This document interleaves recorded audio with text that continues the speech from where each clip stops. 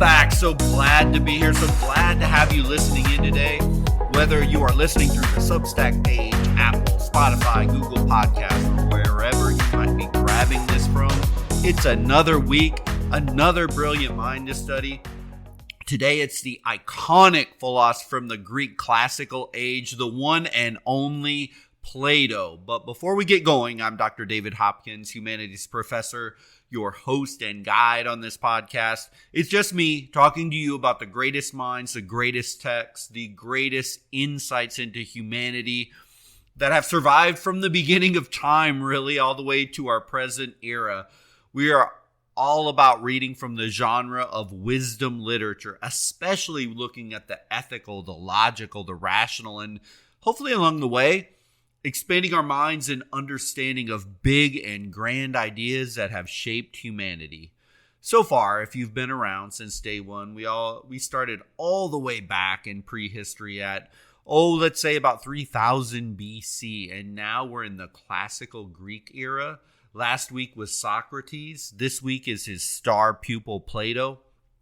But before we deep dive into one and only one key work this week, which is one of my favorite texts of all time, actually. This podcast in general is deep diving into the anthology of readings in ethics, moral wisdom, past and present. And I just highly recommend checking out the show notes. Go to the Intellectual Freedom Podcast page on Substack. Subscribe for free. I don't want your money, and you can get a copy of the book. Or if you don't want to buy the book, and by the way, I don't sell affiliate links or anything like that. Just go to Amazon or any cheap book place if you can get a hold of it used. I literally don't want your money at all for this podcast or this study. But even if you don't want to read the textbook, I'm reading along and podcasting from this book, and I do provide links to free resources and source documents that you can read on your own. Just subscribe to the Substack page. Totally appreciate you listening in, but if you truly want to gain wisdom, moral insights, and flex those critical thinking muscles, you'll listen to the podcast, but more importantly, read deeply into the same things that I'm reading and I'm discussing. And I don't want you to take my word for anything or necessarily even agree with all my analysis. I'm always open and available for dialogue with you as we go forward through this. And if you go to that Substack page, you can either public dialogue with me, or heck, I even have my email where you can contact me personally if you don't feel comfortable posting online. I have a number of people that will do that. But I'm literally reading along week by week with you as I'm podcasting, so join along. Anyway, enough with all the intro fluff. Let's get to it. Today it's all about Plato. Plato, he lived from 427 to 347 BCE roughly, and he was the star pupil of Socrates. And unlike Socrates, who was rather from a meager birth to middle-class birth at best, Plato came from an extremely noble family. Very wealthy, part of the elites, part of the upper crust of Athenian society, so much so that his uncle was one of the 30 tyrants that seized power briefly and very unceremoniously, by the way, after the Peloponnesian War. If you listen to the last podcast, we talked a bit about the political drama that swirled around and the implications of Socrates' execution. And if I were to guess, and it's just a guess, and some historians would agree with me that Plato's family ties and Plato's connection to Socrates may have, how shall we say it, not helped Socrates at all in his arrest and his eventual execution. But this isn't a political podcast, so I'm just going to leave it for what that is right now. But Plato, a young man, wanted to be a poet, actually, until one day he wanders into the public square, stumbles upon Socrates in the middle of one of his public debates, and he was so enthralled by philosophy and the rhetoric of debate and discussion that he literally went home and he burnt all his poems and committed his life on the spot to philosophy. And he ended up under the tutelage of Socrates for the rest of his adult life. And most of his writings and his teachings end up being about the great master Socrates. And most of the stuff that he writes takes the form of Socratic dialogues. Yet, that does not mean that he was some robot without his own yearnings, his own ideas, his own philosophies, and his own goals. Very, very much far to the contrary, because after the death of Socrates, it was very traumatic for him. You can imagine it.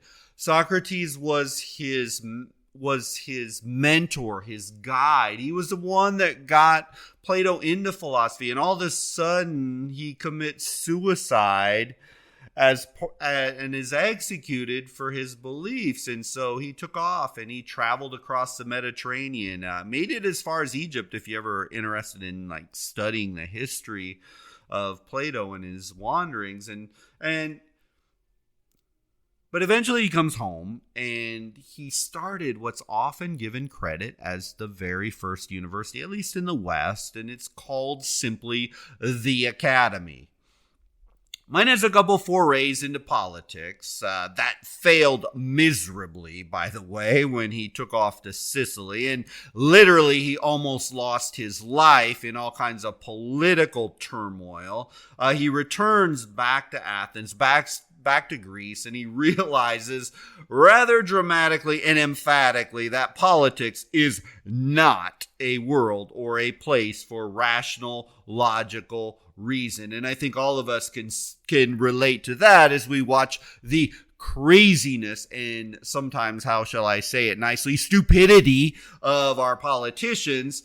So he spends the rest of his life at the Academy. And it's even believed that ultimately he's buried on the grounds after his death. So the Academy, by the way, which Plato started in roughly about 387 BCE, and it survives all the way up to 86 BCE when the Romans finally sacked Athens. And in true Roman ruthless fashion, they burnt it to the ground, which ended a very impressive, over 300-year run of Plato's university. One thing with Plato, in a general sense, though, is that we get this focus when you read the works of Plato on logic and reason. And in fact, it's very interesting to note that he was a huge admirer of the mathematician Pythagoras, who really almost had a cult-like following. And Plato just believed fervently in a rigorous study of mathematics, as he believed this, more than anything else, prepared his students for logical argument. It's well documented that at the Academy, a sign was carved above the entryway that read, quote, "Let none but mathematicians enter here."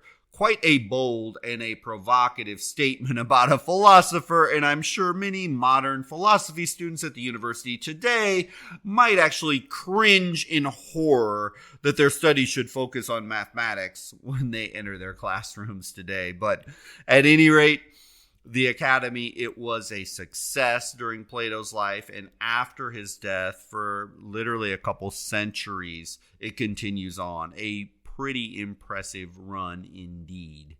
But after Plato's death, the sophists and skepticism overtook Plato's logical, rational perspective of what philosophy should be at the college.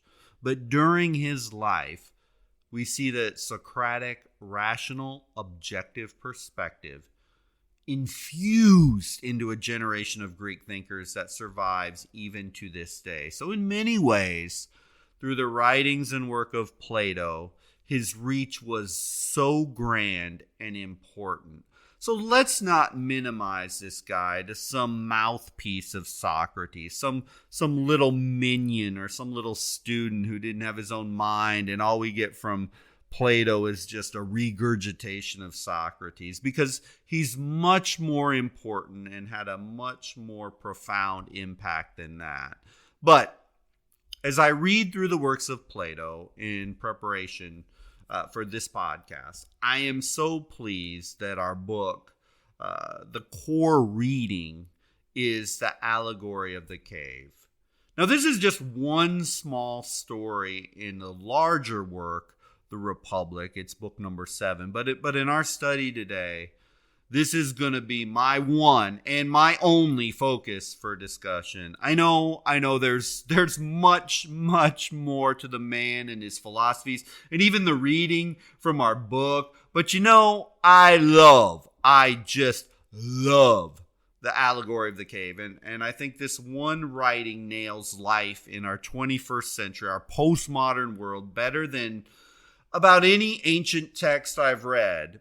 It's that powerful. It's that important. So I'm going to focus on this one text from Plato. Plus, I doubt you really want to hear me go on and on and on for 2 or 3 hours. So this is a great bite-sized chunk of Plato. Hopefully this will whet your appetite on Plato and his works. And it can literally, if you take the Allegory of the Cave to heart, it can change your life. If you get Plato right here, you get a huge chunk of it. So, the Allegory of the Cave appears in the book, The Republic, which I already mentioned. It's probably the most important work Plato ever wrote. The Republic, so if you want to read one work from Plato, I'd say, my personal opinion, read The Republic. It's awesome. It's believed to have been written maybe over a span of 20 or so years.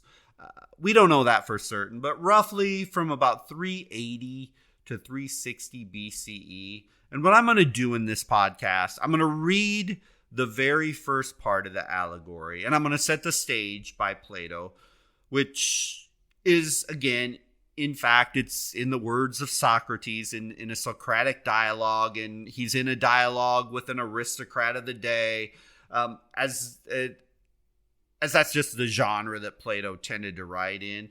And then at the very end of this podcast, I'm going to come back once again, and I'm going to read the concluding remarks by Socrates in the final statements of this allegory. And then in the middle, I'm just going to kind of fill in the blank with my own analysis, give my own description of it as we go. So take the middle for what it is. It's kind of my own personal analysis, my own imagination as I read what this might have been like for this incredible individual who was going through this. But even before I begin, I just want to bring up a modern equivalent to the Allegory of the Cave. And think the Matrix trilogy, with Neo and Morpheus. Keanu Reeves was brilliant in that movie, by the way. But the Allegory of the Cave goes way, way deeper down the rabbit hole than a quick reading or even the movie can touch. But I've teased it up enough. So let's just dive right into the Allegory of the Cave. Book 7 of the Republic. It begins, quote, Socrates says this, "And now let me show in a figure how far our nature is enlightened or unenlightened. Behold, human beings living in an underground den, which has a mouth open towards the light and reaching all along the den. Here they have been from their childhood and have their legs and necks chained so that they cannot move and can only see before the being prevented by the chains from turning around their heads. Above and behind them, a fire is blazing at a distance. And between the fire and the prisons, there's a raised pathway. And you will see, if you look, a low wall built along the way, like the screen which marionette players have in front of them, over which they show the puppets. And do you see men passing along the wall, carrying all sorts of vessels and statues and figures of animals made of wood and stone and various materials, which appear over the wall. Some of them are talking, others silent." So, end quote. Here we have the image of humans. So we know nothing of life except what is shown to them. All they ever see are the shadows of puppets on a wall. And the sounds from the puppeteers is the only sounds they know. They believe fully what they see. The shadows are their only reality. They can't turn their head to the left. They can't turn it to the right. They can't look behind them. They know nothing else because they have never seen anything else. Let me even stop right here for just one short moment. As you may be thinking, wow, what pathetic people. How could anyone be so silly, so compliant, so manipulated into this like horrible sheep? Yet, and you may know where I'm going here, how many people, how many millions, if not billions of people have walked this earth with blinders on, completely compliant and willing to follow along exactly what society, a politician, a government, a person of authority says without questioning or wondering or stopping to just explore one little step further? How many shrugs of the shoulder happen every day with a, well, this is the way we've always done it and things will always be this way. So I'm not sure those sad people in that cave are really all that different from most of us on most days across centuries of time. But back to the story here. So finally, here's this sad world of people chained down, watching shadows on a wall. They think that's the only world that exists. So finally, in this mundane and pre-programmed world, Plato, through Socrates, describes a breakthrough. What if by luck or chance or ingenuity, just one person manages to break free from the shackles? They break free from this pathetic existence. Well, we're in luck because in this story, one person does break free. And with shaky legs, he manages to stand to his feet. I'm imagining somebody really wobbly, of course, because he hasn't used his legs. He's been chained down in a chair. His body is aching, but he stands and he turns his stiff neck around and he sees for the very first time in his life that the projections on the wall, those shadows on the wall, which he thought from birth were real, in fact were nothing more than reflections created by other humans. They were fake, a lie, a facade. Our hero is stunned. It's like a punch in the gut that the only reality that he thought he had was in fact nothing, was not even true at all. It was all a lie. It's hard for him to even imagine. He was so bamboozled for so long. Those puppeteers that were casting images, they were just an illusion. But determined, our hero, he moves forward. He stands more firmly. He takes first one step, then another toward an immense, overpowering light. And, he'd never seen any light before, so he's squinting dramatically. He just can't see clearly. Especially for someone, he's just used to seeing shadows. He's drawn towards this light at the mouth of the cave. And when he reaches this beautiful light and finally the squinting stops and he opens his eye, he sees something he could have never fathomed or imagined on his own. And he sees the sun and the blue sky. And I imagine he sees the green grass. And for the first time in his life, he sees life in full color, not gray shadows cast on a wall. He's astonished, actually. He's excited and amazed, and the wondrous beauty of life could be free from those shackles that had held him back his entire life, that lie that he'd been living. It has him ecstatic. He isn't sure what to do, but he decides to run back into the cave and tell everyone. I can imagine he's overwhelmed with joy to just share this wisdom with everyone. So all in his clan, his society, his tribe, they can reach a higher level and experience what he has just experienced. He's achieved a level of wisdom the others don't have.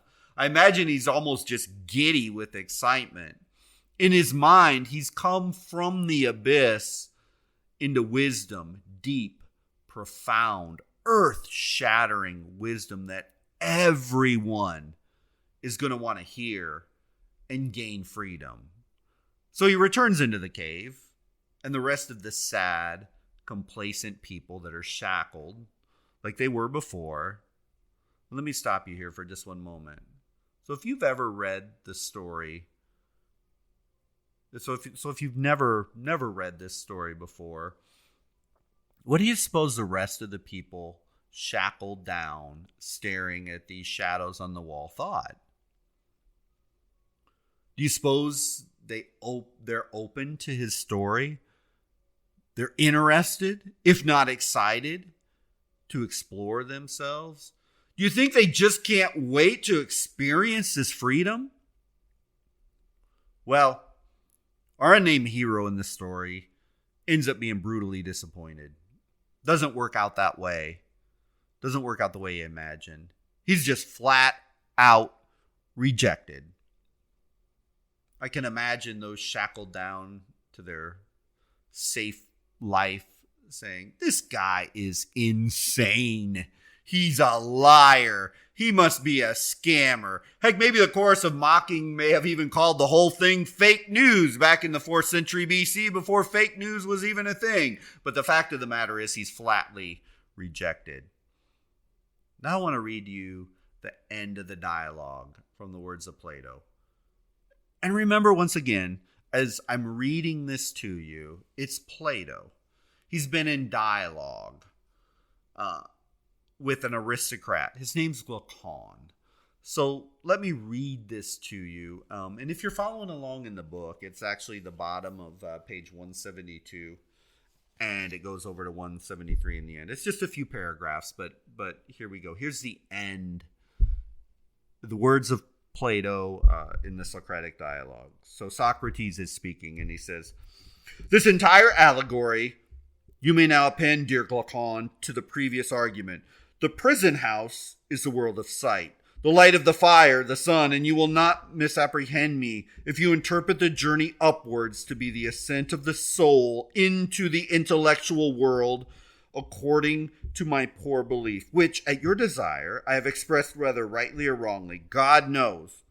But whether true or false, my opinion is that in the world of knowledge, the idea of good appears last of all, and is seen only with an effort, and when seen, is also inferred to be the universal author of all things beautiful and right, parent of light and of the Lord of light in this visible world, and the immediate source of reason and truth in the intellectual, and that this is the power upon which he who would act rationally, either in public or private life, must have his eyes affixed.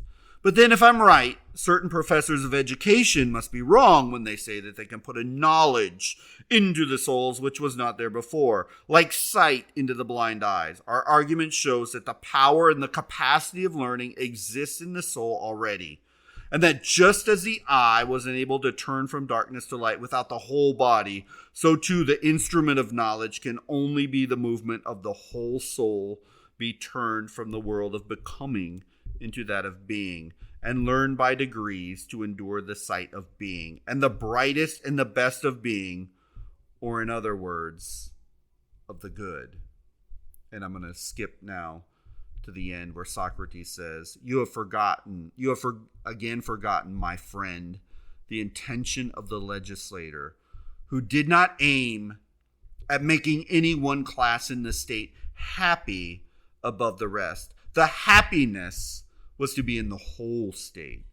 And he held the citizens together by persuasion and necessity, making them benefactors of the state and therefore benefactors of one another. To this end, he created them, not to please them, but to be his instruments in binding up the state. So, what is real? What is real? This is one of the biggest questions here. Are you certain the life you're leading today is really your own decisions and your own desires? We like to think so, don't we? We like to believe, especially here in America, that our life is our own and we have free will to make our choices. And we either sink or swim based on our choices. But we know that there is pressure placed on us to make certain decisions. Heck, if you think about it, philosophers since the Enlightenment have been parroting the free will of mankind. Yet the choices we make are influenced by so many factors. Your life, as you're listening right here today, has been influenced by many things. Where we were born, who were our parents, our race, our socioeconomic status, the ruling power structures, the media, social media in our modern era, our inherent intelligence or our disabilities or our sickness or our health. The start line is not equal for everyone. It never has, it never was equal, and it never will be equal. And if anyone says it can be, they are a liar. Should everyone and everything be equal? Well, I mean, that's for you to decide. But the fact is, in this imperfect, fallen, crazy world, never has it been equal for everyone. And as best as I can tell, it never will be. No matter how bad we may want it to be equal, or how many tweets we might put out there that all should be equal. This just isn't the reality of existence on the planet Earth, at least not that we have been able to objectively, rationally view at this point. But the allegory of the cave, I think it cuts even deeper than that, real deep, because it calls into question your ability and my ability to make choices independently. Are we manipulated? Is what we think real? Actually real? Are they really what you'd want and desire them to be? Again, a great modern example of this would be the Matrix trilogy, which I mentioned earlier, and I love this series. And if you want to see the allegory of the cave play out in a modern storyline, in a modern film, watch the Matrix, especially the very first one, because in this fictional world, everyone is nothing more than an elaborate computer program. Nothing they say and nothing they see or feel in there is actually real. It's a figment of their imagination. It's a hologram to keep them compliant and ordered, just like in the allegory of the cave. Those images flashing on the cave walls are just meant to keep them compliant and ordered and being good citizens for a power that's way higher and more important than the quote-unquote little people. So the allegory of the cave alludes to this dramatically in a different scenario and a different world than the Matrix, but that essence is exactly the same. But really, for you to ponder, do we not, if you really think about it, live in a sort of self-created matrix? We created banks and money. And what came from that? Debt. And how many people are shackled and consumed by debt that the life choices they make are driven by money?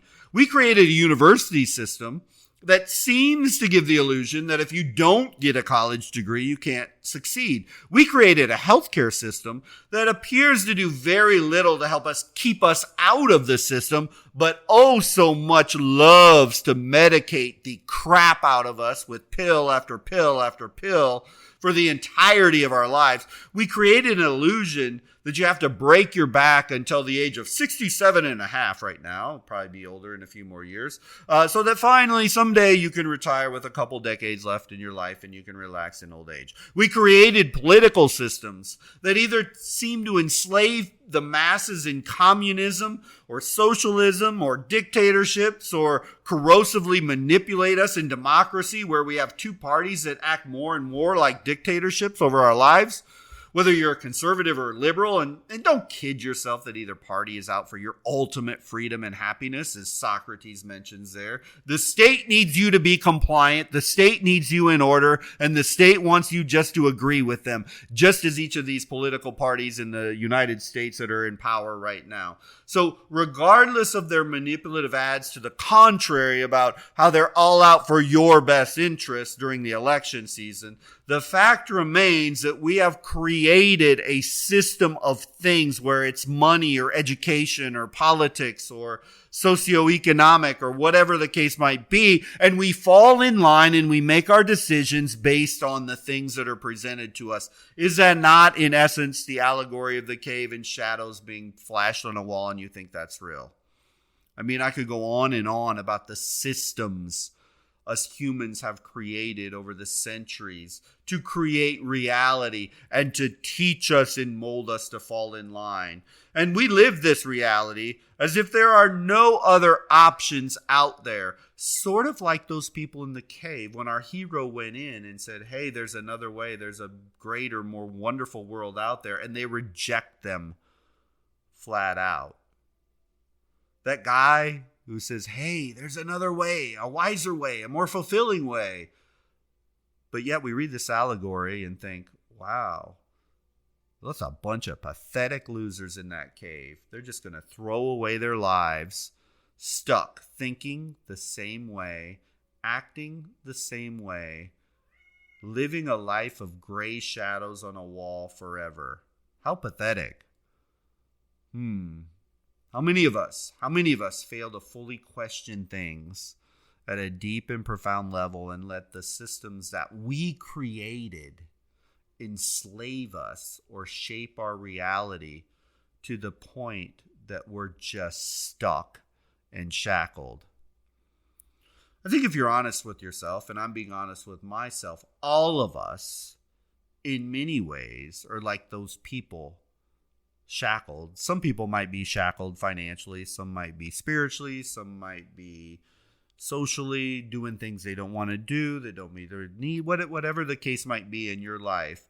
But we're being herded into a reality as it's given to us versus us stepping outside of the box to see a new reality. Love that sunshine metaphor that Plato uses inside the allegory. To see the sunlight in a new way for the first time is powerful. Any new knowledge, open-minded dialogue where you are willing to question the system and question yourself and your own belief system and your own actions in an open-minded way, it has the potential to elevate you to a new level of wisdom, to break, in essence, the shackles that you've placed on your own mind. This, I think, is the most profound lesson inside the allegory of the cave.